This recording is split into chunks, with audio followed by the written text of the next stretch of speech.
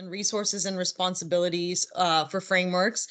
So hopefully you've already watched chapter 5. So this basically will dive into some of the available early mover frameworks and other resources you can tap into. Today we're joined with a guest speaker, Ingvild Ombudsved, who is the owner and founder of IOM Law, which is a law firm based in Norway, which focuses on CCUS. Ingvild herself comes from over a decade of CCUS experience and also was one of the co-authors for our handbook. So thank you to Ingvild. Thank you also to our funder for the handbook and all of this work, which is the U.S. Department of State's Bureau of Energy Resources. And Ingvild, with that, I'll turn it over to you. Thank you, Priya, and thank you for inviting me to be part of, well, both the drafting process itself. I really love the process of making the handbook with such a great bunch of experts from the CCUS industry. I learned a lot. I had a lot of fun.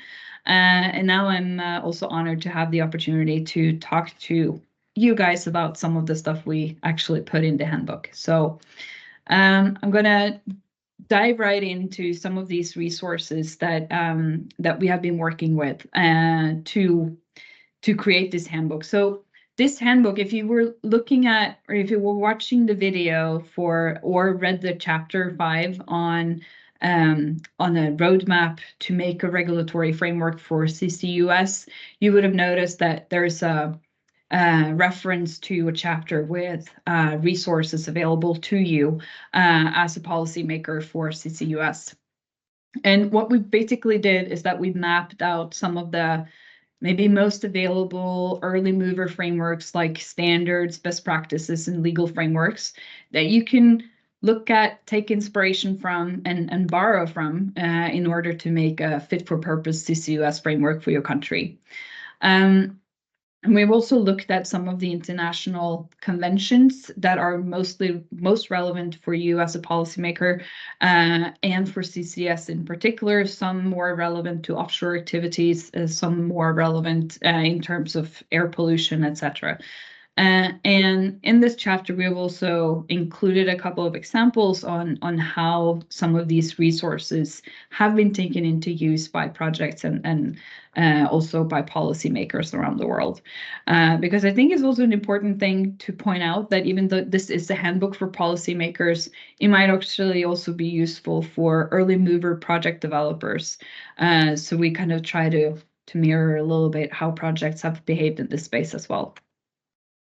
One of the resources that we have actually spent some time on is international standards provided under the International Organization of Standardization, or ISO, as many people refer to it as. And this technical committee under ISO has been existing for more than a decade and has till now developed standards for all parts of the value chain, from capture, pipeline transportation, and geological storage, but also have been developing technical reports and standards on CO2 EOR, ship transportation, risk, and other relevant and crucial things to consider when you are developing a framework for CCS. So important to point out is that these are voluntary documents. They are privately owned, initiated, and developed, and they are not superseding any legal instruments around the world by their existence.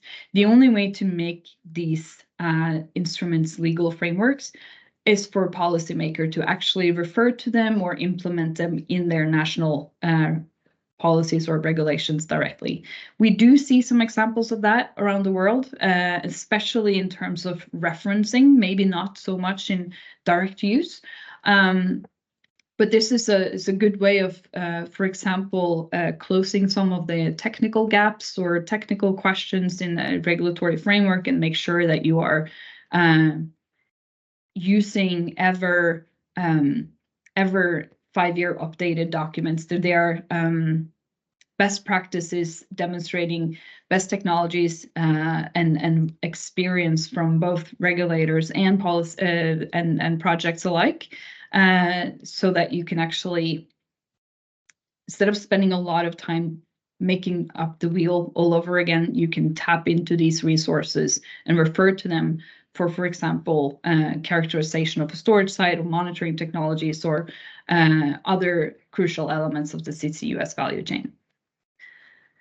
And just to highlight that these ISO standards that we are talking about, they are being revised usually every 5 years, and that is to take into account experiences made by projects and technology developments and so forth. And currently, under the ISO, the 27914, which is the standard for geological storage of CO2, it's being revised. This is mainly to include a new chapter on quantification and verification of CO2, which can be used in order to provide documentation for the storage operators or others to access carbon markets or to do their emissions reporting, et cetera, et cetera. So there we have high hopes that this will be a good instrument for policymakers and operators alike for future projects and regulatory frameworks.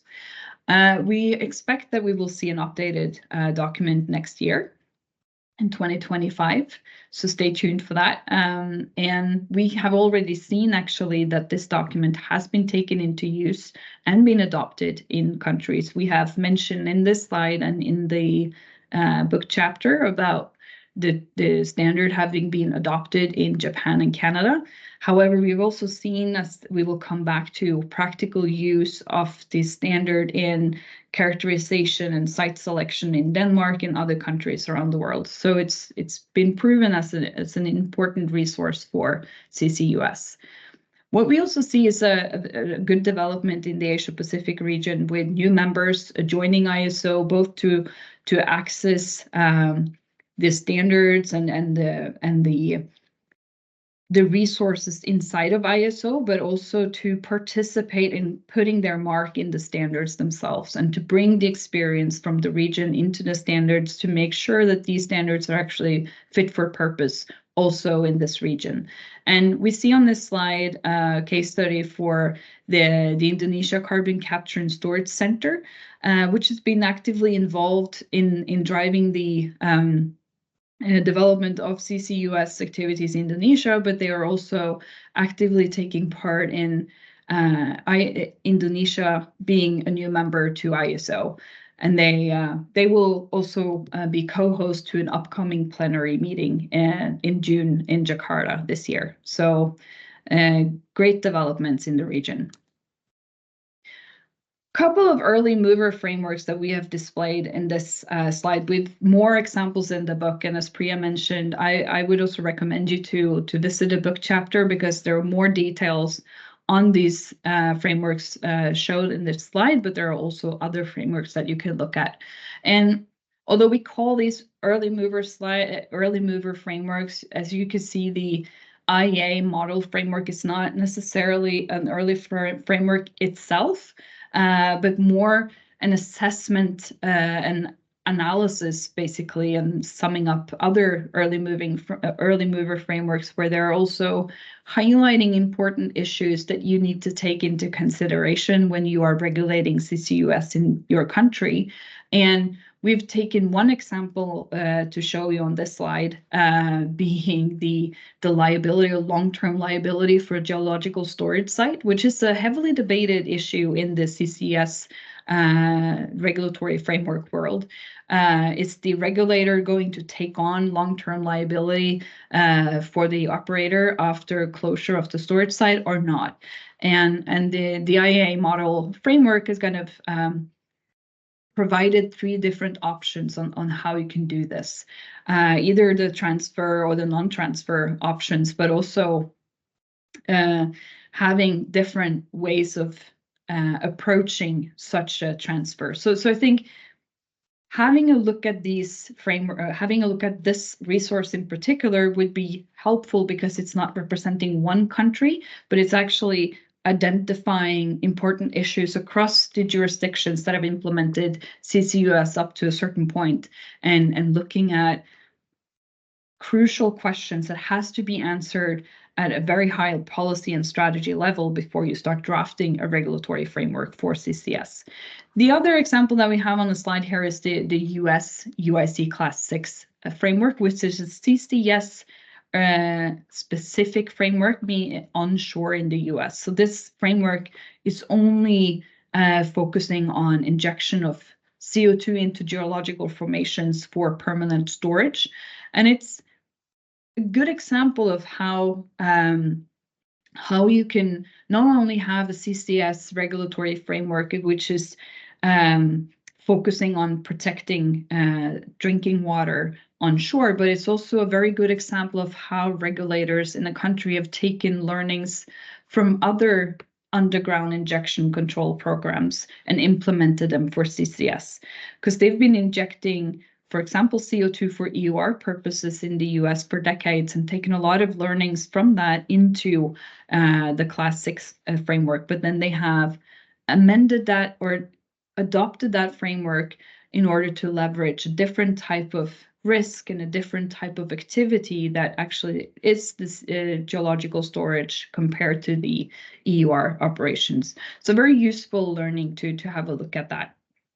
For the international conventions, so this is obviously not covering all of the international conventions or even regional conventions that you as a policymaker have to relate to on a daily basis. These are just covering some of the instruments that we face as CCUS experts on a daily basis.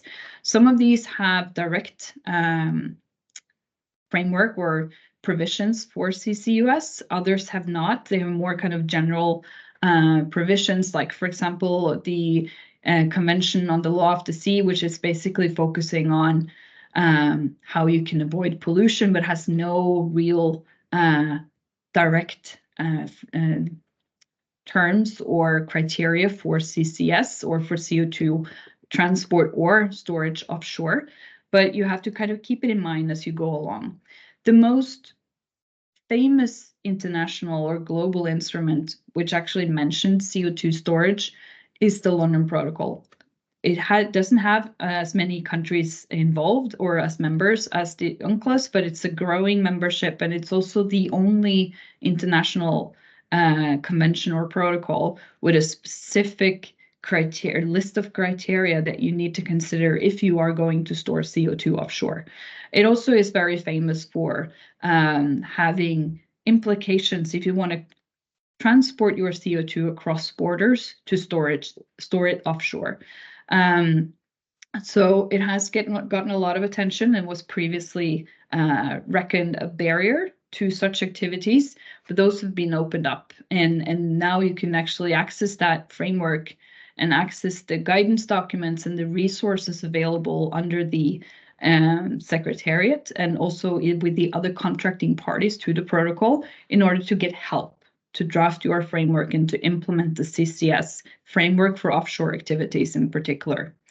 These other instruments I won't go through in detail, but I will refer you to the book. But some instruments might be worth paying attention to in case they are developing. For example, the Basel Convention might get amended or get clarified in terms of how it may apply to CO2 and for CO2 transport in particular. And there are conventions on sharing of information, but also on how you need to address impact assessment for activities that might actually impact your neighbor countries, even though you are doing it inside of your jurisdiction. So depending on the membership and what conventions you have ratified, all of these might be relevant. And on this list, you might have noticed that the Paris Agreement is missing. It's not because we don't think it's relevant, because obviously that will be part of the policy making process to honor your obligations under the Paris Agreement. We have included here kind of two types of case studies, and this is the last thing I'm going to show you from this chapter. But it's the two case studies in relation to the London Protocol and transportation of CO2 across borders. So we've mentioned earlier the project Greensand in Denmark. That is actually the first project in the world where CO2 has been crossing borders to be stored offshore. So it came from Belgium, and the CO2 was ultimately stored on the continental shelf of Denmark. Denmark and Belgium, they entered into bilateral arrangement under the London Protocol, because both of those countries are members to the London Protocol. And in order for Belgium to export the CO2 to Denmark to store, they would have to make sure that Denmark was ready to honor the London Protocol provisions, and that is actually the responsibility of Belgium as the exporting country, because the overarching goal of the London Protocol and the transport regulations across borders is to make sure that the exporting country is not dumping their waste in a country that doesn't take care of the CO2 or take care of the waste in the same strict manner as they would have done. So under that agreement, they were able to transport the CO2 across border, and they had a successful injection in 2023. In March 23 was their first injection, and they opened up for a whole range of similar arrangements and agreements on the London Protocol to be made. And we will see more developments on this eventually, but they have basically opened up for that whole cross-border collaboration interest around the world. We have an opposite in the other kind of square here. We have an imagined case study if CO2 is to be transported between a contracting party to the London Protocol to a non-contracting party. So it isn't an imagined case study in terms of the underlying MOU. There is an actual MOU between two private parties, one in Australia and then one in the neighboring country, Timor-Leste. They have an MOU to transport Australian CO2 to store it on the Timor-Leste continental shelf in the Bayan-Undan field. However, if that is to be executed and the two private parties for the private parties to start exporting the CO2 for storage, Australia and Timor-Leste would have to enter into a bilateral agreement or arrangement under the London Protocol because of the Australian contracting party status. Because the Timor-Leste regulators have not signed on to the London Protocol, such an agreement, it would be subject to a more thorough due diligence on the Australian side for Australia to confirm that the regulatory framework in place in Timor-Leste is equally strict or stricter in terms of marine pollution as the London Protocol requires. So it's because there is currently no legal framework in place. There's no legal framework that has been executed in Timor-Leste for such storage offshore. This would, of course, be a little bit complicated exercise at the moment, but we believe that this will be solved in the near future. So it's just to kind of demonstrate that there might be implications depending on contracting party status to some of these instruments, even if the intention is to develop a commercial industry in your country for storage and you are not a contracting party to the London Protocol. There might be some hurdles in the road if you are importing CO2 from other countries. And the reason we kind of put these examples in here is also to convey that when you are drafting your legal framework for CCS and for CO2 storage, it might be worth actually using some of these resources available in the London Protocol and use those minimum criteria to draw up a fit-for-purpose CO2 storage framework, because that will not only make Australia's job easier if they are exporting CO2 to your country, but it will make your storage resources more attractive to those contracting parties that are maybe neighbors to you and would see you as a potential off-taker of their CO2. So it's kind of just to explain a little bit why we are using those examples. And with that, I think I will leave it to Priya and also just repeat that I recommend you to have a look at the chapters to get more of a feel what these examples actually provide in terms of resources for you when you are doing the drafting. Thank you, Priya. Thank you, Ingvild. And yeah, just reiterating the value of this chapter. You're not alone. There's a lot of public available information resources that we're highlighting, and Ingvild has highlighted today in this presentation, but also you can take a look at the book. ISO in particular, I just want to re-emphasize kind of the wealth of information that your country, through its national standards body, can have access to purely by joining as a member for free. So that's one resource that has been brought to my attention more recently, and I really think there's a lot of value there. Please do stay tuned for the next chapter in the series, chapter 7, where we will get into some of these topics in more detail. And again, thank you to our funder, the U.S. Department of State's Bureau of Energy Resources, for all your support.